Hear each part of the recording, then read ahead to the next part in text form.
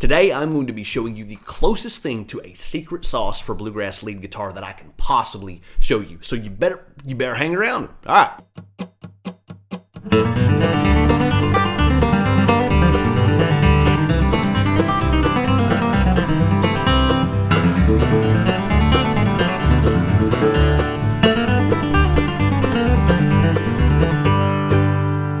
Hey there, it's Aaron Jackson coming to you today, and I want to welcome you to the third part of a three-part series that I'm doing around blues scales for bluegrass lead guitar. You can check those other lessons out right here, and I will also link to these down in the video description. So in the first one, I showed you the basic blues scale patterns that you need to know, both the major and the minor blues scale patterns in G. In the second lesson in this series, I showed you how to take those patterns and move them through a G, C, and a D chord progression. But what I'm going to be showing you today, and what really is the closest thing to a secret sauce that I can give you for creating amazing bluegrass lead lines, is how to mix the major and minor blues scales, move them through a 1, 4, and a 5 chord progression, and come up with some amazing sounding bluegrass lead lines. And remember, the purpose of learning these scale patterns and these ideas is to complement the other bluegrass vocabulary-based stuff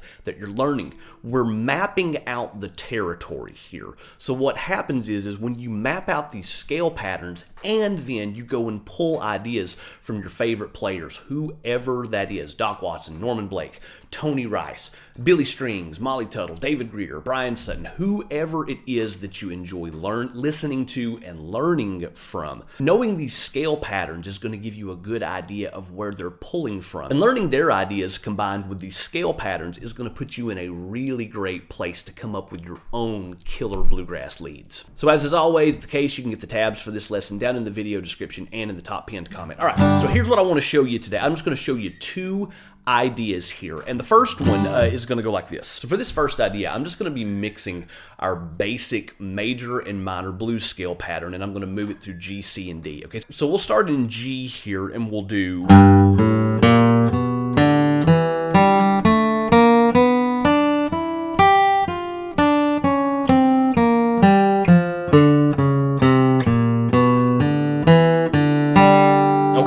So all I'm doing right there is we're starting off with our G major blues scale.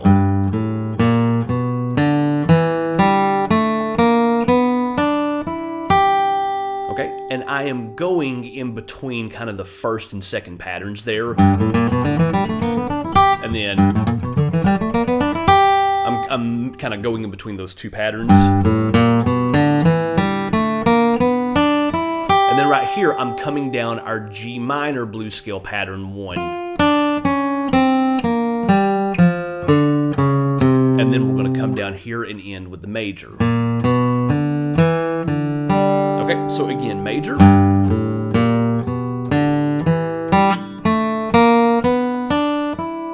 Minor.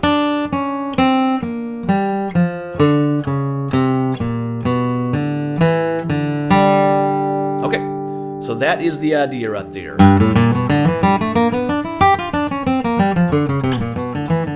Okay, very bluegrass sounding stuff there. Now, all I want us to do is we're going to jump up to C now, and we're going to do the exact same thing. But since we're moving up on the neck, we're not going to be using the open string. So we're going to do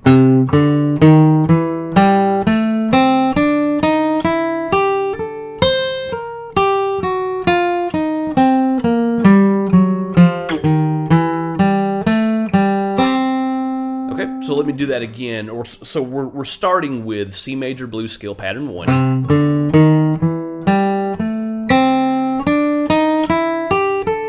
Okay, kind of jumping up into C major blues scale pattern 2. And then coming down C major blues scale pattern 1. And then back to major blues scale. Okay, and again, when I'm throwing out all of these like pattern numbers, I'm saying pattern 1 and pattern 2 and pattern 3. If you're not sure what I'm talking about, reference the first video in this series. I've got it linked down in the video description, okay? But one more time in C.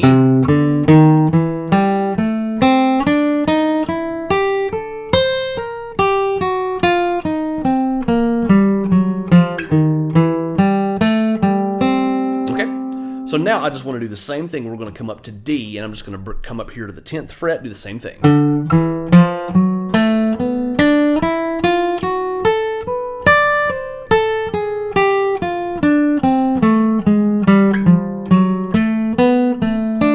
Okay, so again, D major blues scale pattern 1, pattern 2, minor blues scale pattern 1, major blues scale pattern 1. Okay, and then we'll just go back to G after that.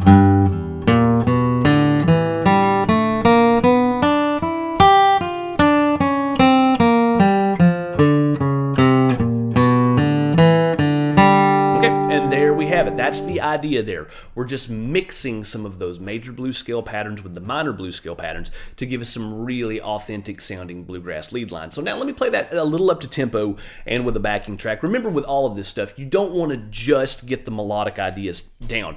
You want to be practicing your technique, you want to be practicing your timing, and as best as you can, making some music out of this stuff here. So I'm going to play this along with a strum machine backing track at about 100 beats per minute, and that'll sound like this.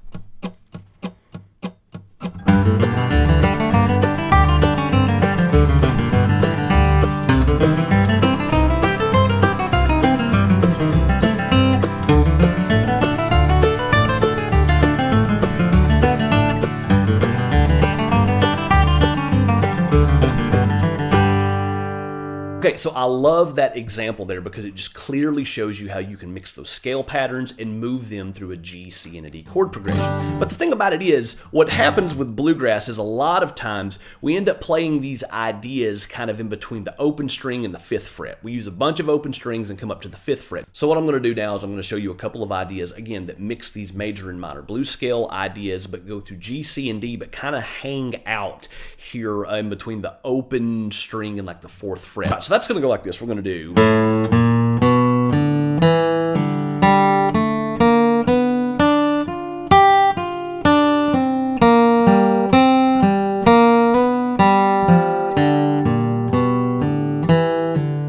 to C.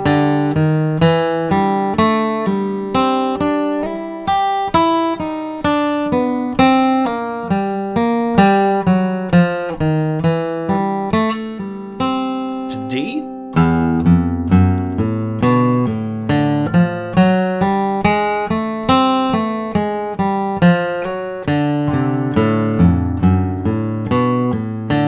Back to G.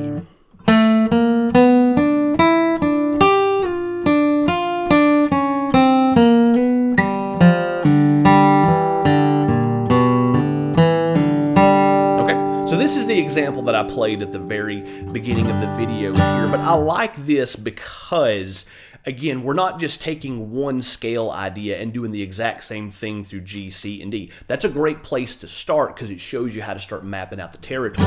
But what we're doing here is we're taking some ideas, again, G, C, and D, that are based around these ideas that mix major and minor blues scale ideas and moving them through that chord progression. So in this first one, in G, excuse me,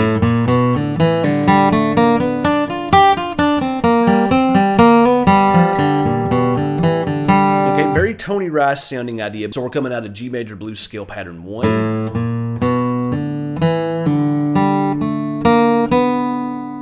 And then minor.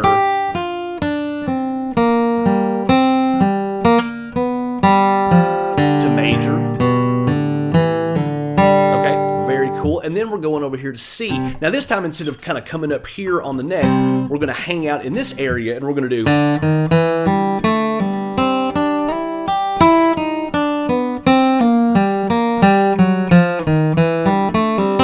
And this first idea, this kind of C run, this is like out of our, you know, if you want to think about it in terms of blues scales, like major blues scale pattern 4.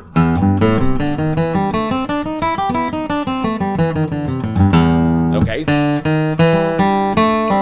And then right here, we're sliding up to this kind of blues scale pattern 5.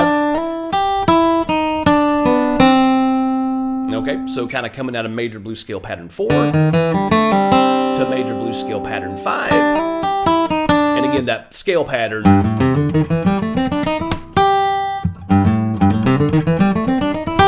So, but now we're going to switch to minor. back down here to major. And on that minor, that's kind of like minor blues scale pattern 4, like C minor. Okay. And then back to major. Okay, so again for C major, minor, back to major. All right, so with D, we're going to start off down here with like major blues scale pattern 3, up to 4, and then right here, minor,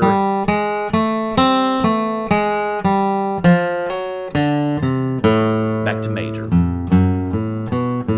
So we only hit the minor for just a little bit in that, and that's coming out of like minor blues scale pattern 2.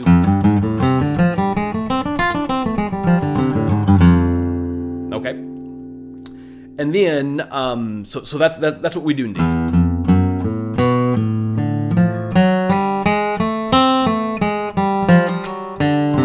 Back to major. Okay, and then for G, we're going to come up here and do.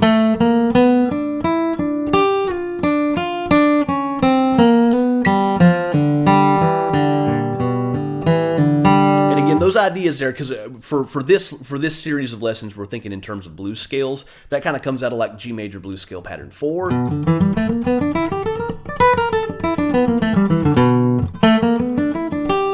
then we slide down and we do like G minor blues scale pattern 2. So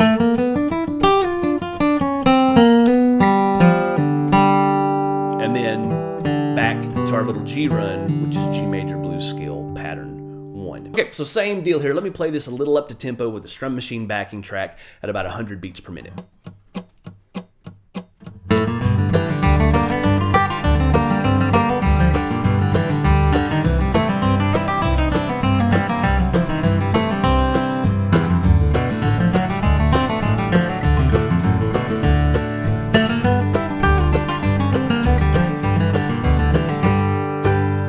I really hope that you can see what we're doing here, and I also hope that you see how this lesson layers on the other ones that we've done. So again, when I'm throwing out all these scale patterns and I'm like major blues scale pattern 1, minor blues scale pattern 3, if you're like, Aaron, I have no idea what you're talking about, again, video description, I've got the other 2 lessons in this series linked, especially that first one. Go through, watch those, get those scale patterns down. But just real quick, I wanted to reference 4 solos that I've taught on this channel by 4 different players, and I want to show you how they use this little secret sauce here that I'm showing you. Okay, so the first one, and I know this is familiar to a lot of y'all, the end of Dust in a Baggie by Billy Strings. Okay,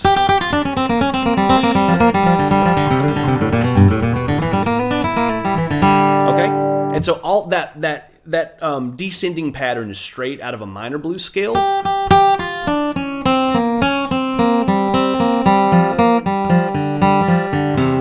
And then when we get to the ascending part, major. Okay, so great idea from Billy Strings there. Another one is like Tony Rice's 9-pound hammer from Manzanita.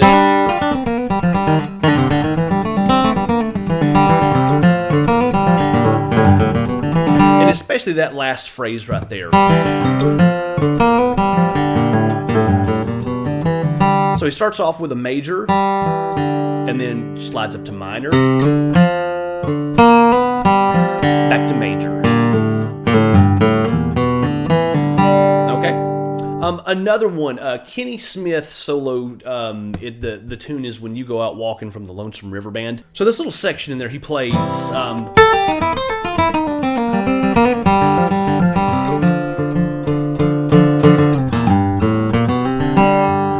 Okay, and what he's doing there, that goes from C to G. And so this little part right here over C, that's all major.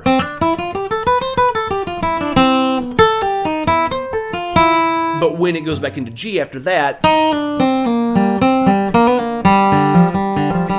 and then just hangs out on the minor. So mixing those major and minor blues scale ideas.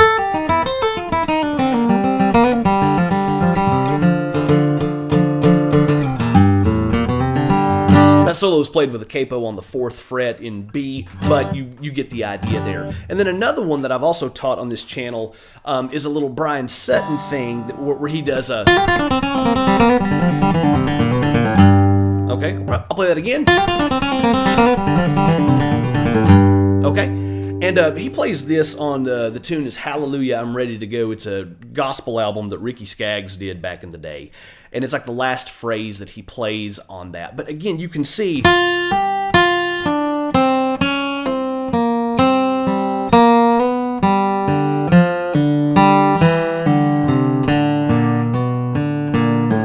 that first half is minor.